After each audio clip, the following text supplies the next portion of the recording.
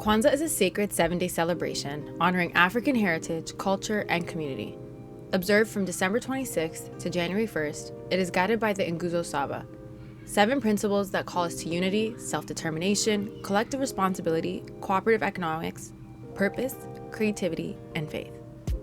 This Kwanzaa, we're inviting you into the conversations we've been having at TAIBU Community Health Center about what it truly means to care for one another.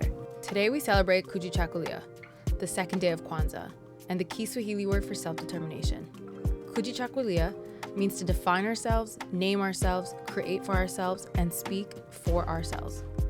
For nearly 18 years, TAIBU has practiced self-determination by creating spaces where Black communities can access care that reflects our lived realities, our cultural knowledge, and our collective strength.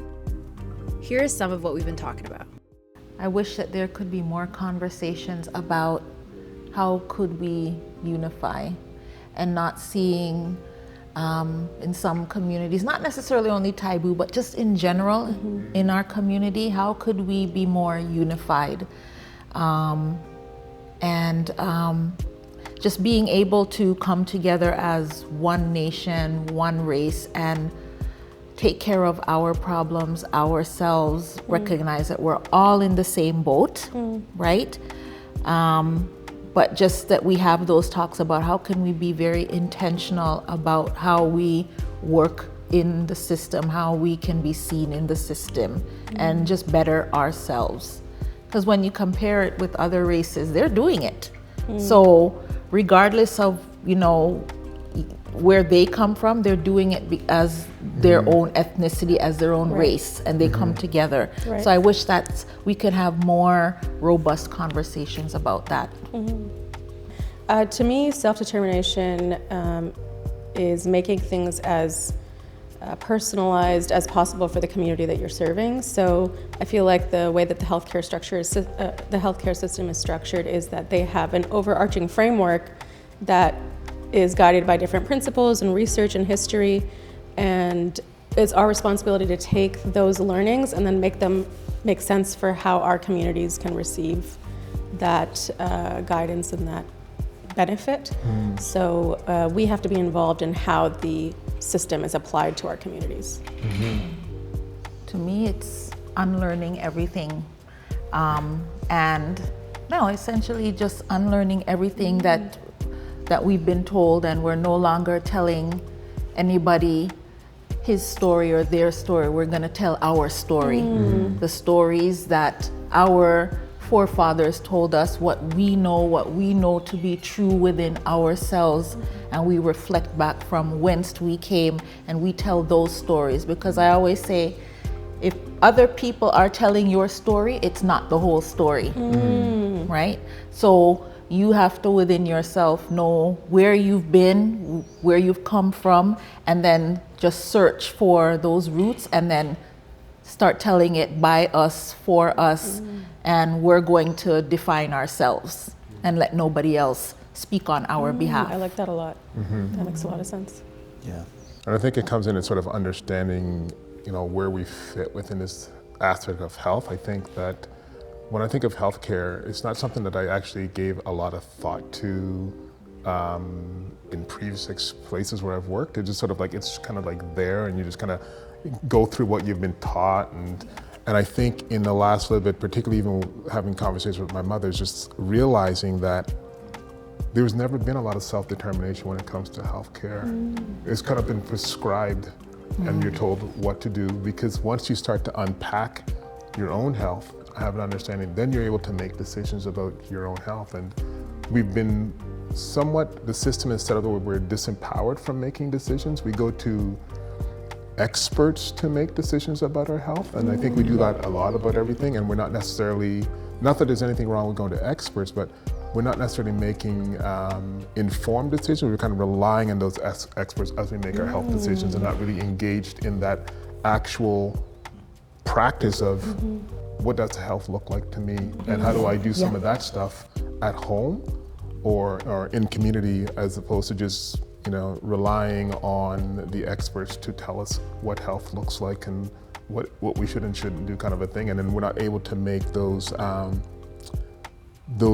decisions about what is best practice and finding the balance between holistic health and the need for pharmaceutical, because finding that balance between the two kind of a thing. Because you can go one way or the other when it comes to that aspect of self-determination when it comes to healthcare. And like the system, as we call it in our language and work here, has this notion about seeking input from clients or communities, right?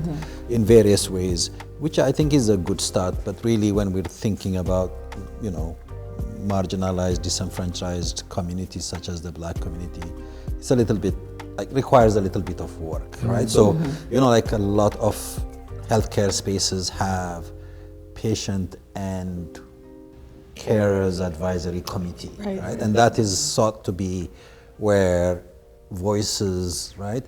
But again, it's still the same thing, that the experts are going to come and tell you what is being proposed, and you rubber stamp that, right? So the self-determination for us, as we're trying to do this work here, is really actually not just engaging and getting people to be in a space, but to really build the capacity and empower them to then have their self-determination, whether it is, what makes sense for them, about the service, how it is delivered, when it is delivered, all those kind of things, that they are more vocal, right? Because when you bring marginalized communities to a space and say, we want to hear from you, if you have not checked your own power dynamics and how you have prepared and presented yourself, everybody's going to say, yeah, right? So I think what we're trying to do here at TAIBU is build the capacity of those voices, so they feel that they can truly present themselves as determining their own health situation. In reality, even in a clinical setting, the patient is always the expert.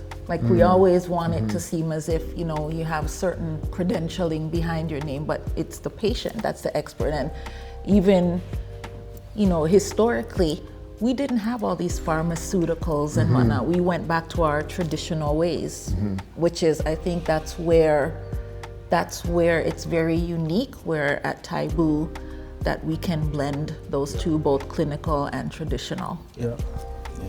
One of the things that we could do about coming together, right, and collectively trying to resolve our issues together. There's somebody said once that nobody's going to come to rescue us, right? The system obviously has no interest in coming and rescue us, right? So we have each other to solve our problems. At TAIBU, the Nguzo Saba is not symbolic, it's foundational.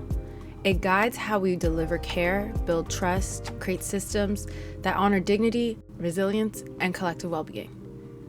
Kwanzaa reminds us that healing is not done alone, it is done together. When you commit to $18 a month to commemorate the 18 years TAIBU has been in service, you're investing in community care, cultural preservation, and a future where our people are supported, seen, and thriving. Join us in sustaining this legacy of care. Visit www.taibuchc.ca/donation and give today. Thank you.